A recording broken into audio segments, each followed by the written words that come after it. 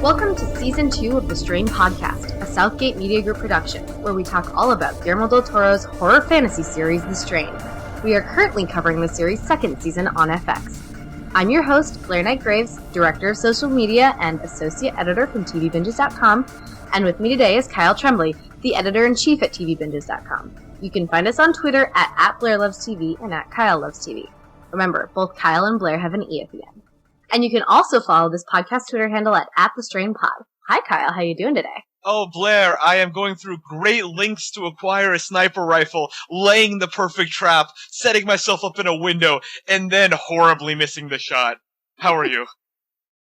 About the same. Yeah, sounds good. That's a metaphor for this episode. A metaphor for this episode, which, by the way, today we will be discussing Season 2, Episode 9, The Battle for Red Hook, written by Regina Corrado, who most recently wrote Season 2, Episode 3, Fort Defiance, which was that kind of awkward episode wherein Dutch and Fett visit Nikki's mother, we learn that Abe uses worms to sustain his health, and the vampire commandos go up in flames in a failed attempt to storm Palmer's castle with Gus. Kyle? Yep. Yeah, sorry. I was so excited when you said Dutch and Fett, because this is now... It's now occurred to me that this is the specialty Nikki writer. Like, anytime Nikki's on the show, we have to bring in the big guns. Yes. My next note was going to be, Kyle, you and I were not super thrilled with Fort Defiance. No. So I wanted to ask, how did you feel about the battle for Red Hook?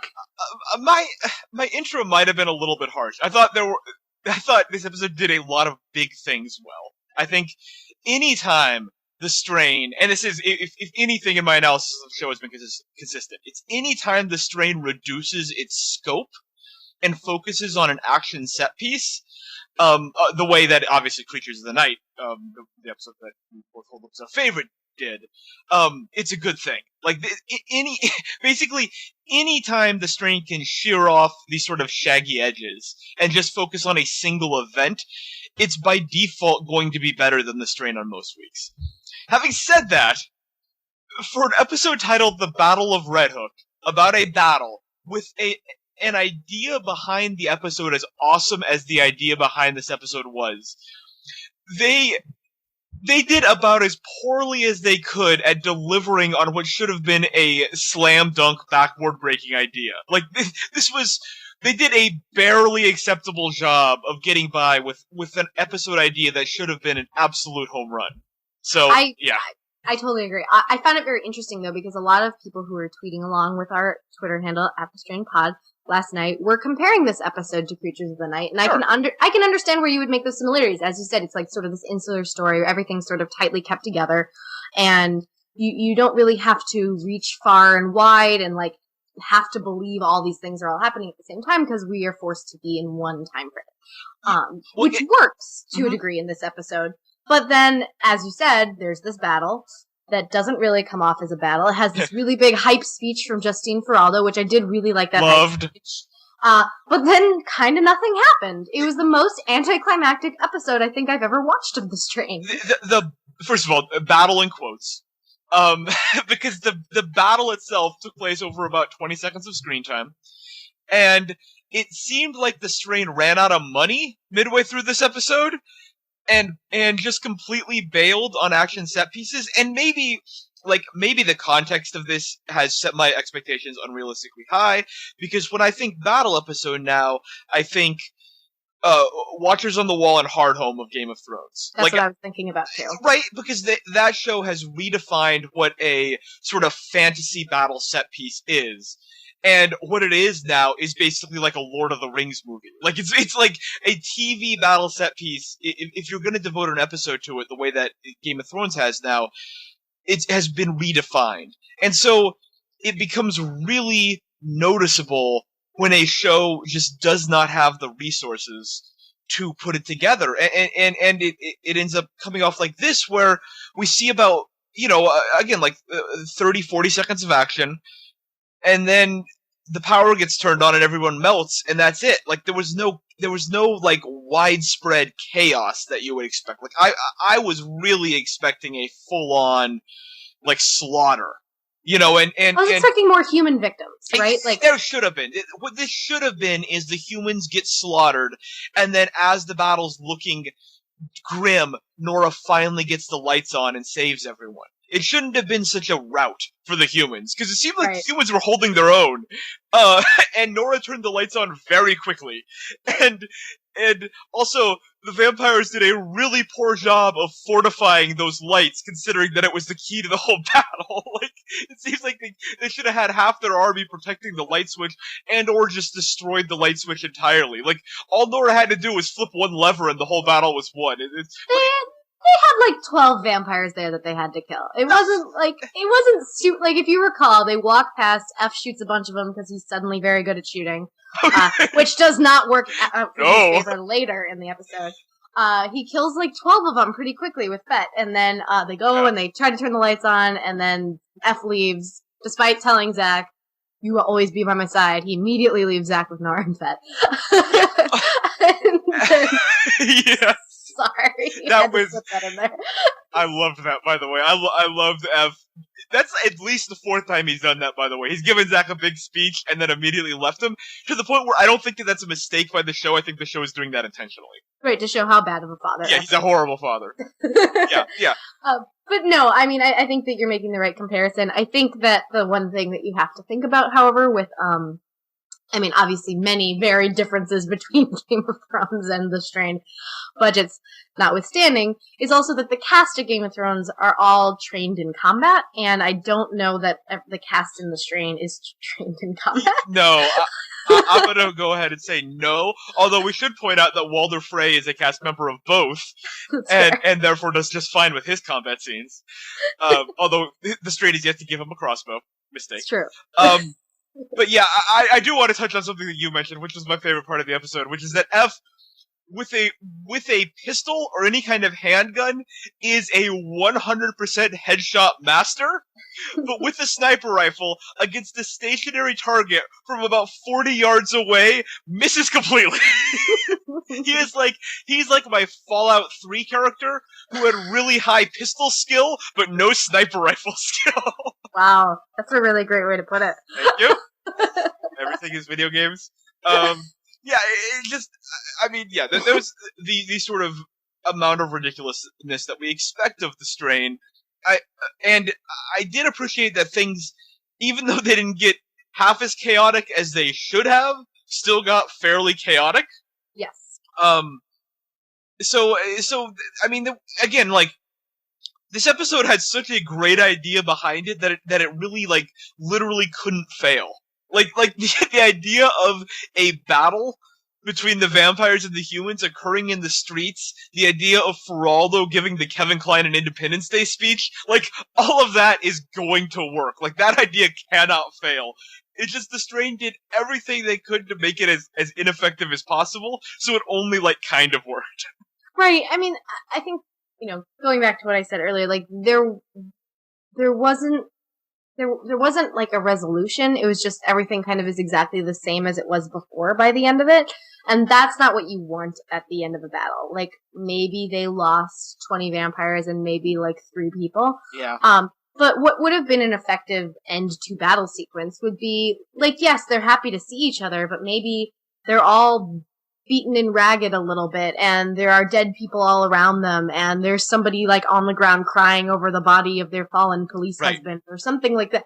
Some kind of emotional gravitas that wasn't there.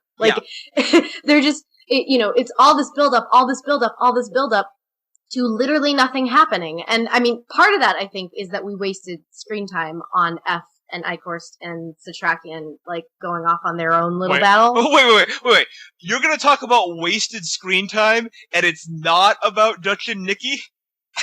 Because holy cow!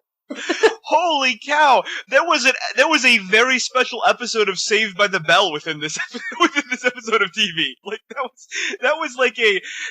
That episode played a early 90s high school relationship drama. Those scenes. 90210? Yeah, exactly. 90210 would have been better. I was trying to spitball. But yeah, it was a 90210 or a Melrose Place episode. It wasn't even as good as 90210. There you go. There was a Melrose Place episode in the middle of this battle episode. Not an effective use of screen time. I agree. I don't like Nikki. I don't like that subplot, etc. I can go off about that. That being said, I am very pro diversity in television, and so them having a bisexual character who is conflicted, albeit that's not my favorite type of confliction, where she's very clearly going to choose the straight relationship over the homosexual relationship. I am happy when those types of stories get told. I don't think this is the time or the place for it, but I'm happy when those stories get told, so I'm just full of conflict on this. This is okay. Yeah, we're all waving our diversity flags. That isn't when this is, though. The show doesn't have anything interesting to say about that dilemma, and to the most credit I can give the strain is that it doesn't seem to care that it's a bisexual relationship, which is actually a nice thing. That it's that the nature of their relationship isn't the story. It's just it's a straightforward love triangle. It's it's still two women and a man. It's just the woman is at the center instead of the man, as is tradition, and that it's not commented upon. And that's actually like kind of cool of the strain that they didn't take the low hanging fruit and have like F be like homophobic or something and have a big story about like you can actually see like that happening. And I'm not putting it past the strain to do that in the future, but. Satrakian would be the obvious choice. Yeah, you're right. Yeah, Satrakian doesn't care though. That's what I like. I side note. I really liked the conversation between he and F in this episode, where it's just clear those two hate each other, and I kind of like that the show doesn't try to mask that. Like Satrakian has no patience at all for F, and F is just like, all right, old man, stop yelling at everybody. Stop yelling about the master to Justine Feraldo as if she knows what that means. I love that they sort of barge into this strategy meeting that Feraldo's having, and Abe enters at 100. Like there's no like ramp up for him. He is barking orders, yelling about the master. Like no one knows what you're talking about, old man. Stop yelling. Really quickly, I want to close out our thoughts on Nikki and Dutch, however. Because the one thing I did notice was that I think that Nikki might be the most self-hating lesbian in the world. Because she said something very, very sexist in this episode, and that just seems very atypical of the way that we portray that demographic in television. She said to Dutch as she was walking out to battle, "You're just a girl, what are you gonna do?" Wow. and my jaw fell to the floor. I was not happy with it. No. I remember that line. I did pick up how bad it was. Like, I guess I was sort of in my strained malaise, as I like to call it. But, yeah, that's bad. Yeah, no, I mean, everything about that was pretty bad. And I like that Dutch questioned her, too. Like, there's just a lot, but you made me angry now. Because I was, like, kind of accepting it at first. But, like, yeah, this, like, Dutch questions Nikki. Your timeline doesn't match up, which every single fan who watches the show is like, yes, Nikki, your timeline doesn't match up. Would you please elaborate? But do you still think, like, I'm starting to get the impression that everything that we think is a double cross actually isn't. And that the strain isn't capable of writing double crosses. And that everything we're seeing is face value. Because remember, we thought Feraldo was a plant, right? Like, it really seemed like it. It seemed like the way, the sort of gung-ho nature that she was behaving at first seemed like she was a plant. It's very clear that she is not. No. She is a straightforward, like, she is who she is kind of character. Is it possible that Nikki and also Coco, gratefully not appearing this episode, are just who they are? Like, that we are giving the strain way too much credit for, like, plot twists, and that everyone we see is like, there is no subtext. It's just text. And the characters are the characters. Yes, it's possible, right? And yes, that disappoints me greatly. Yeah, I feel like Nikki might just be Nikki. like the gaps in the timeline and all that stuff, like, that's not foreshadowing. That's just, like, a conversation they're having. But there's no, like, there's no twist coming. I'll be so happy if there's a twist next week. Yeah. That'll just make everything okay. The fact that Nikki didn't die in this episode, there better be a twist. Because easiest decision in the world to solve this episode's biggest problem, which is that the battle felt like a limp noodle, would have been to kill Nikki, right? We've spent some time with her. We know Dutch cares about her. The character is terrible, and the audience doesn't care about her, but at least it's a character we know. It's kind of like Fitzwilliam, except we liked Fitzwilliam. But it's a character we know who could conceivably become a major character on the show. And if you kill that character, then you can at least, gin up some emotion and give Dutch an emotional moment. And it would have been so easy if after she stabbed that vampire in the head, she got stingered. And then the battle would have felt a little more real. But the fact that they kept her alive, I hope, means that they have some bigger plans for her. Hopefully. But I just would like to comment. In the event that they would kill Nikki, then they would just be 0 for 2 on diversity killing in this show. Because they would be killing the black guy, and then they would be killing the lesbian. Sure, yeah. So I feel like that's in line with the show. Yes. But no, I think Nikki probably what's going to happen is Dutch is going to have to, in some dramatic fashion, choose a life or death between Fett and Nikki, and Dutch is the one who ends up dying. Because I just think that they're building Dutch up so well that she has to die. Yeah, this would have been a great episode to kill Dutch. Nikki was the obvious, as soon as this episode, got going, I was like, oh, they're gonna kill Nikki. And then they didn't. They didn't kill anyone, which is, again, par for the course for the strain. But Dutch would have been, if Dutch had died in this episode would have been great. Full on great. This is the time to play that card when you've got a battle scene that doesn't have any ending. When you've got, for I think literally the 4th straight episode, Kelly launching an attack but no one dies. Yeah. How is this happening? How do we have this dangerous vampire attacking and neither the vampire nor the people she's attacking suffer any injury? It's 4 episodes in a row now. But when you have this episode with a great idea, but you don't really have an ending for it, now would have been the time to kill a character.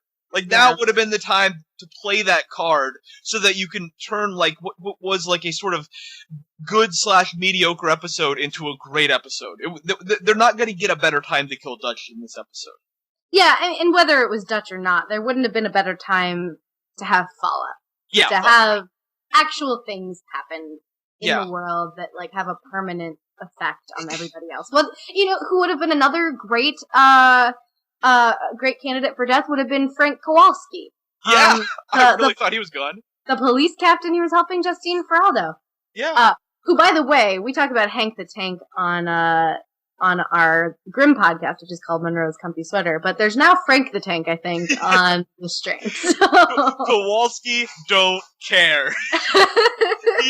he is just giving out life advice and challenging whatever Justine's position is, representative or something.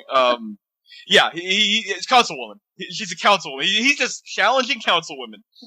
I know. Frank had a great moment in this episode and definitely should have died. That was his, final character moment. That's the kind of moment that you give a minor character before they die.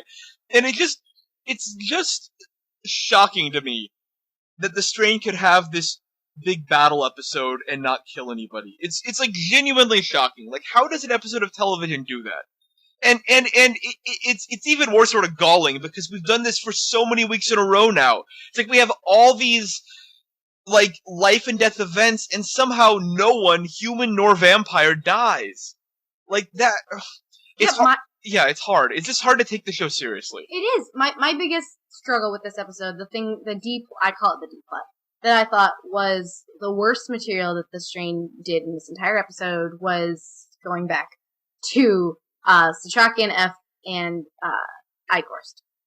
Okay. I thought that was the most. I thought that was the most useless screen time on the entire episode. Interesting.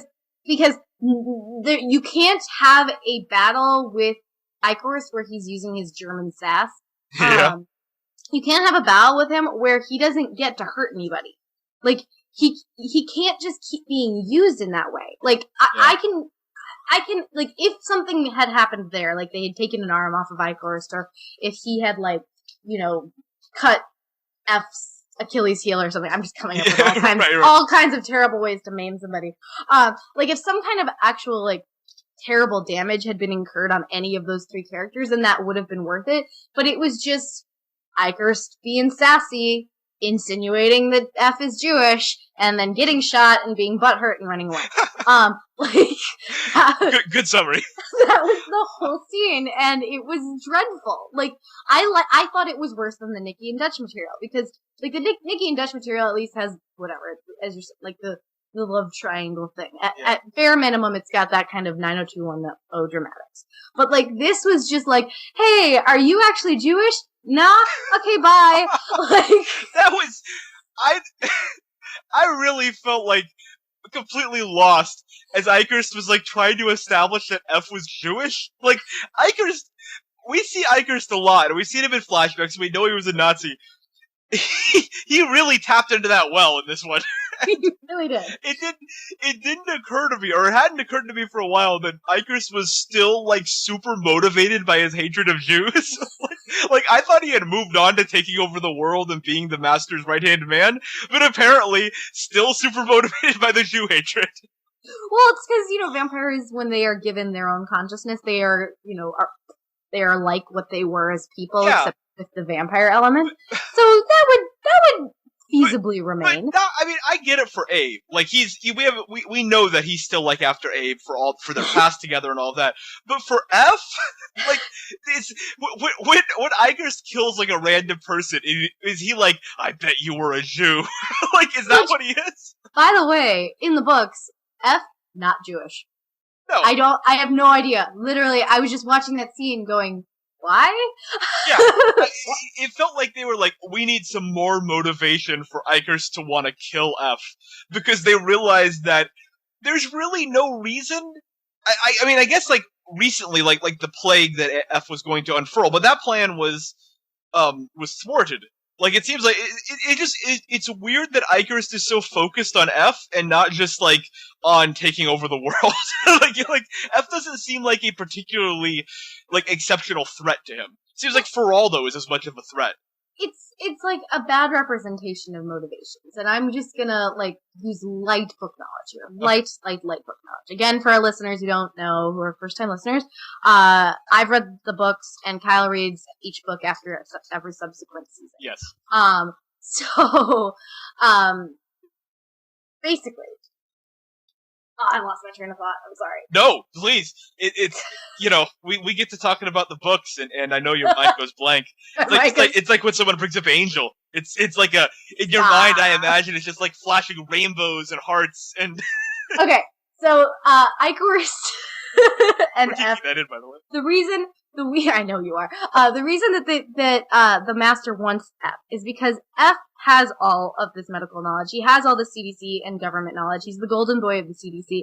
He's like a knowledgeable human being. He has and once you come into the Master's fold, the Master gets your knowledge. So when you, like, think about it, like, he gets Kelly and he knows that F didn't want to have Zach in the first place, and he gets to kind of use that against F, using that information that he gets from Kelly's head. But F has a lot of information that the Master needs, like, in order just to, like, infiltrate, stop infrastructure, all this stuff. Like, he's an important fellow whose information you want in your head. Like, I don't understand why, and I think that they've made that very clear, that you get the memories of the Master accumulates the memories of the people. Like, why isn't the mayor just being eaten? So, like, we know all the codes. Like, I like go get all the powerful people, get all their information, and then you can just make society crumble. Right. No, the problem with that is I buy that, but F has valuable knowledge. He does not have unique knowledge. The only thing that F has unique knowledge of is the vampires themselves, which presumably is knowledge the Master already has. That's the problem. Is that I understand F is the golden boy of the CDC. The CDC is a very large organization with a lot of golden boys. There's no, he is like, F is like a division head of the CDC. Like, there are people who I guarantee have the same and almost certainly more knowledge than F does. If the Master's goal is related to taking down the CDC infrastructure, if that's what the Master is concerning himself with, it has not been established that F has some kind of unique, like, special knowledge beyond how to kill the vampires. Like, the plague and stuff is, like, real knowledge that F has, but that only came into play recently, and the Master seems to have stopped it. So, I don't buy that. Like, I don't buy that F is an especially good target, and I don't think the show has really established that. You know, if I'm going to buy that, I need more, like, exposition from the master about that. Like, I need to understand, like, why exactly F is this big target, and why Icarus, like, runs straight at him and ignores Abe when they're in their battle. Like, I don't know, yeah, you're right. Like, that sequence was weird. Like, I don't know why Icarus wasn't involved in the battle itself. He should have been. Yeah. He should have been commanding his troops. He should have been the opposite to Justine Feraldo. Yes, exactly. It should have been Icarus versus Feraldo. Because that also, the battle ended up being and then, because, you know, Fett, Nora, Zack, Abe, and F all started in the battle and then left the battle, and the battle ended up being a bunch of faceless humans versus a bunch of faceless vampires. Yep. That's the underlying problem here, is that all of our characters that we care about left the battle. And then when the battle Dutch was there. Right, Dutch. Listen, I said characters that we care about. Sorry. I don't care about Dutch. Because I'm writing her off as she's going to die soon, although that might be giving the show too much credit, but based on how the story is going, she's going to die soon. And, there were no stakes to the battle. Like it started off with a ton of stakes. When F had his rifle and the vampires were coming over the fence, that was great. Like, I was in for that. Like, because it looked like as they said, like, the vampires sent a probe, like a sortie, to test the defenses. And I'm like, oh, here we go. You know, everyone's in place. Feraldo's got a rifle. F's got his sniper rifle. The whole team is here. Like, this is it. And then everyone leaves. Yep. And that's the problem. Like that's what made this anticlimactic. They're not putting anybody in danger. And again, I think part of that is probably just because I don't know how battle ready the actors are. I don't know how trained they are in combat. Yeah. Fett is the one who does everything badass, and that's because Kevin Durant has like a long history of being in action shows. So he's the one who gets all the action sequences because he's the only one who can handle it. Right, yeah. Which, you know, speaking of, we should totally talk about Kelly being completely impotent once again. Kelly, of all the villains on this show, and Icarus is great, but Kelly has had, like, an actual arc to her. She's had a story. She started as a good guy, she got turned, now she's trying to get Zack. She has this emotional arc, and which is rare for, like, a vampire to have. Like, Icarus doesn't have that, right? Like, we don't have really a sense of his emotions besides Jew hatred. One emotion. Yeah, one emotion. But Kelly is kind of, like, almost a neutral character. Because Zack is so hateful, like, I'm kind of rooting for her to win and get Zack. so she's an interesting character, and week after week, her failing is really hurting that character. Like, they're really chipping away at what is one of, like, the most impressive things the show has done, which is establish this, like, sympathetic vampire character. But if every week she's just gonna bang her head into the wall and nothing's going to happen and she's going to try and fail to do something, it's a real bummer. It's a real strange use of, like, a real asset the show has. It's a really strange use. And they're choosing strange battle sequences for her to even get into.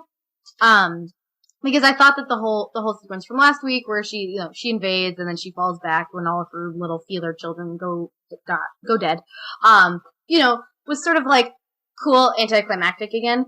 And she did, like, use her stinger that time. This time, she's fighting, and she doesn't use her stinger, and I find that very strange. She picked up a gun to shoot Fett instead of launching her stinger at him.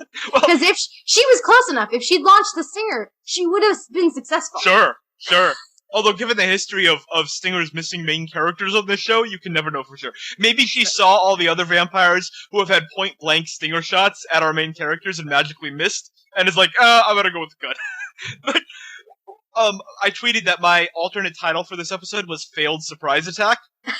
Because there were so many instances where someone had the drop on someone else and completely botched it. Like, in this episode, Fett was standing alone in the middle of a dark room in that tunnel. Did not know where Kelly was kind of spinning around aimlessly. Kelly is a vampire. She was there looking at him, like, stalking him. She could do whatever she wants at that point. Fett is at her mercy.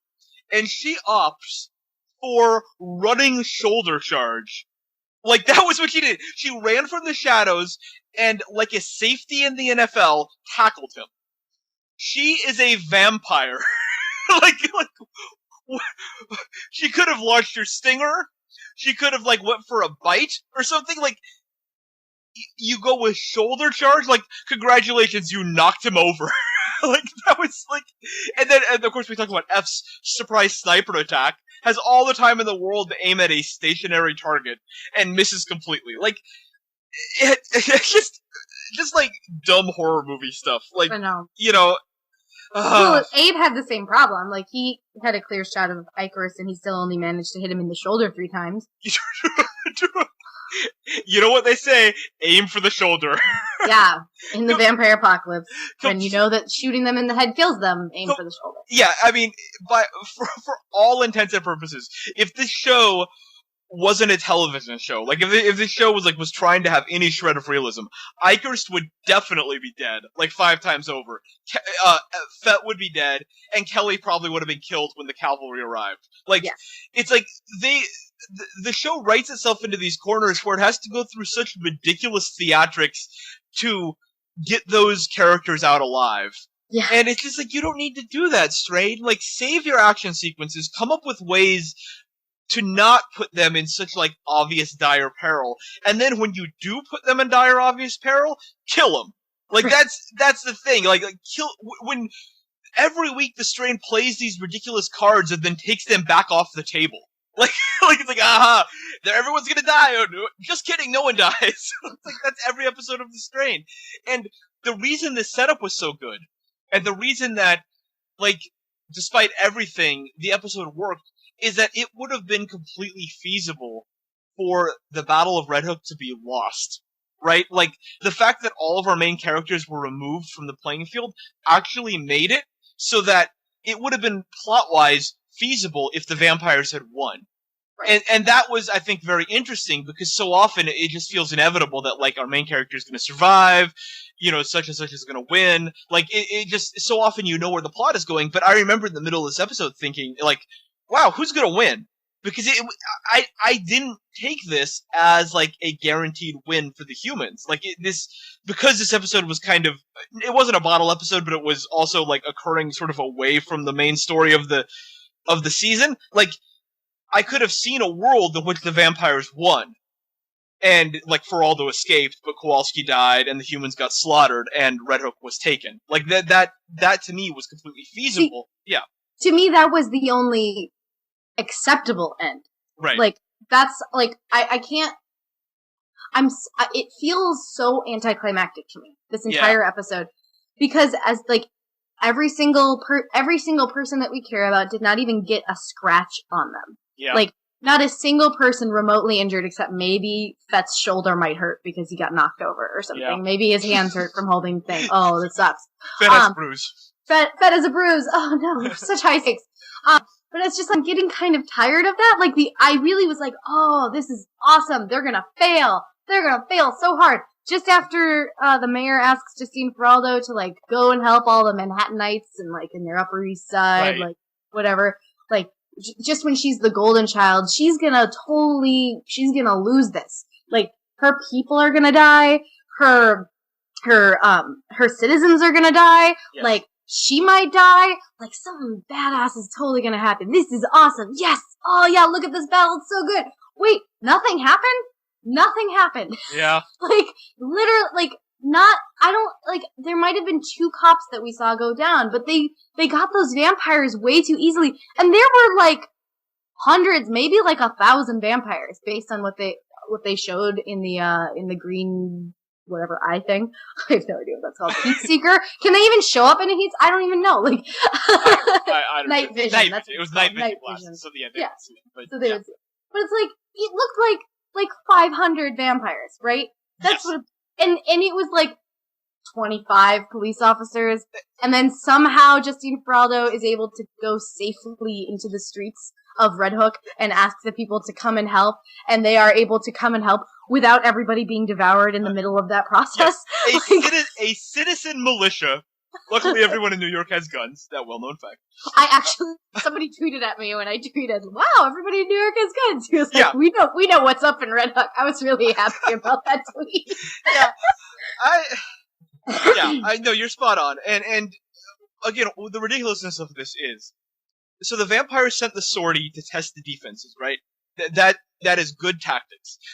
At that point, Icarus should have realized that the defenses consisted of 25 people, and that this army of 500 vampires would be more than enough to overcome them. So how about we put, say, 150 clogging the tunnels, because our one weakness that could wipe out our whole army are these UV panels, which we have very tenuously disabled.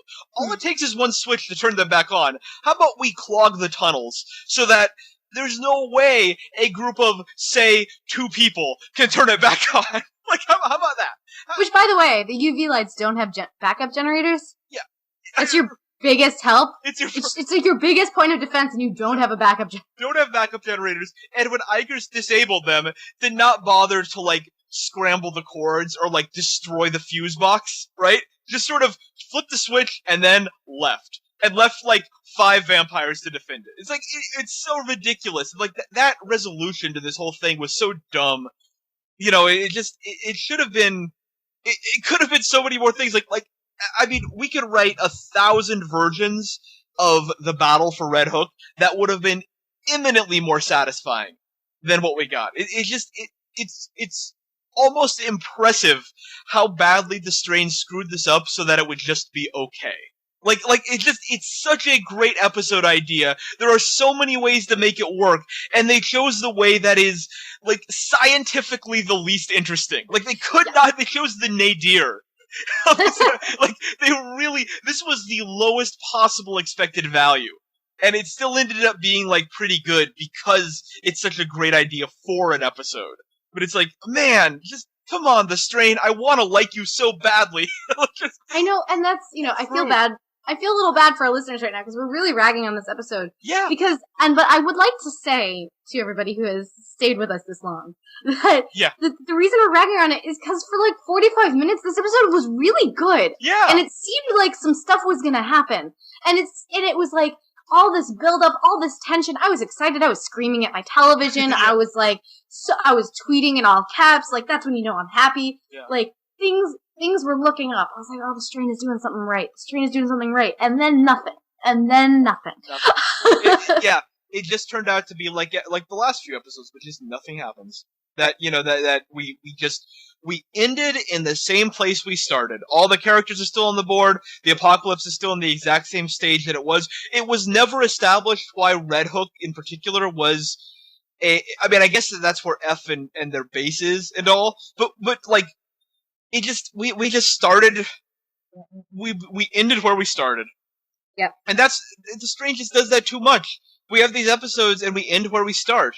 And it's just a bummer. It's a bummer when we have these big episodes that have major events and set pieces and everything, and then it all gets sort of swept away. Everyone just runs off. There's no chase, right? Like, Icarus is wounded, he just runs off, there's no chase. The Kelly fails with her surprise tackle, she runs off, there's no chase. There's never any continuous action. It's just a series of episodic events that demonstrate nothing and end where they started. Yep. And it just... You know what, though? Yeah. The Strain did something really awesome this week. You know what did it do? It has a title sequence now. Title sequence! How did we not talk about this yet? Yes, there was a title sequence that was made by a French artist named Remy Gente. I apologize if I say his name incorrectly. Remy Gente. That was one of the coolest title sequences I've ever seen. I don't know how you feel. That was, first of all, you talk about you tweeting in caps. It takes 100 times more excitement to get me to tweet in caps than you. And I was tweeting in caps about the title sequence. Because, holy cow, where has that been all this time? Like, that should have been, if the pilot episode of The Strain had opened with that title sequence, I feel like the show would have gotten, like, 40% better critical reviews.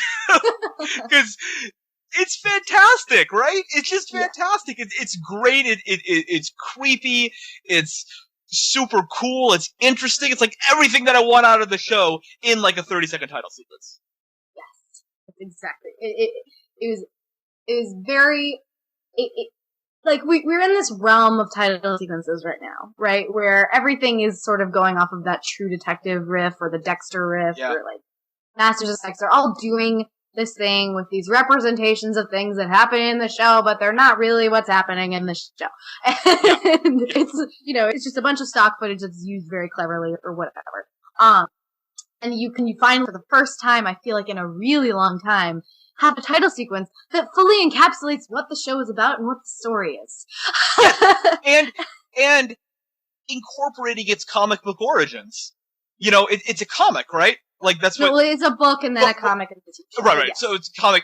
It seemed evocative of the creation of the series. Yeah, the comic is based on the book series. Yeah, but it felt like it felt knowing in a way that the Strain never feels knowing. It felt like this is the show, and it also kind of hints at the sort of camp that the Strain should be embracing. Just, having the characters animated and, like, clearly, like, very dramatic and all of that. Like, it wasn't a self-serious title sequence. Animating the characters and all that. It was so great. And I feel like, between that and, like, the way this episode started and the first, 40 minutes of real-time watching the episode, I was really psyched. And then it all petered out. It did. We lost all that momentum. I hope the title sequence is like a new thing now. Like, I hope that wasn't just a one-time deal. No, I do too. I hope it's a new thing, and I hope it evolves as the characters evolve. Which might be a lot to ask because the way that they represented Corey Stoll, F, was the way he was represented in episode 1. Yes. But that's cool because that's one of the most iconic, I think, looks for F in the entire series. Sure. So it was really, really well done. So we should talk about the Strain Bingo. Strain Bingo! We didn't get a bingo, but we hit, like, a lot of squares. Yeah. We do have to change some of these squares, because, as has been pointed out, I don't think Dutch is a hacker anymore. No, she's a sword fighter now. Like, mechanic or something? Yeah. Like, I feel like the hacking aspect of Dutch's personality has been written out, which is interesting, because she was introduced as the world's most powerful hacker capable of bringing the entire internet down. You would think that would be a useful skill in the apocalypse, apparently not. But yeah, we had a lot of fun. Unfortunately, a lot of our characters didn't show up this week. We didn't have Palmer, which I guess is more of a fortunately than an unfortunately, but there we go. Yeah, so no Palmer, no Coco, no Gus, no Angel. So, Bolivar. Yeah, no Bolivar. So a lot of our characters that are represented on here just had zero screen time. We got pretty close. We had Abe talking about the Oxidolumin. We had F basically calling it the Tuxedo Ramen, which was great. Like, he was so dismissive, he made me seem accepting. so that was good. We had an appearance of worms. I think Fett almost got wormed. Luckily escaped that. We had a road. Yeah, no, you go. We had a road trip in the van that didn't fully show, but the van was there, and they were getting into the van. We're counting that as a road trip in the van. I don't think we had a vampire stinger magically missing because Kelly refused to deploy her stinger.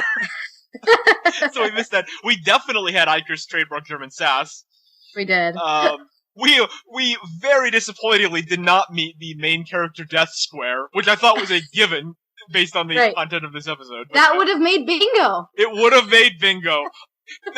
I feel like our bingo card really tells you all you need to know about the episode. The fact that we had this giant battle episode, and yet we can't check off main character death, tells you really what you need to know about this episode. But yeah, we had the feelers, Zach Wines, Fett doing badass things. We had a lot of stuff happening here. No bingos though, sadly, but we will try again next week. Before we go, I would like our audience to know that we've been talking about that we do have a Facebook page now. It's facebook.com/The Strain Podcast. But now we also have an Instagram account. Instagram! Instagram! So if you guys have any artwork or cast photos or anything that you'd like, please feel free to tag at the Strain Pod and we will regram. We'll also be posting our episodes on Instagram now as well as character stuff here and there.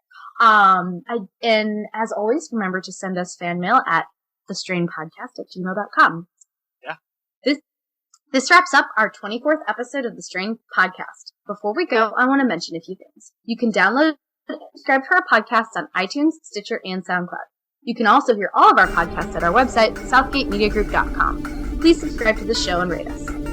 Follow the show on Twitter at The Strain Pod and Kyle and I at Kyle Loves TV and at Blaire Loves TV. Remember, both Kyle and Blaire have an E at the end. Check out our website, tvbinges.com, to find and join our monthly binges and create your own. Thank you again for tuning in, and we'll see you next week.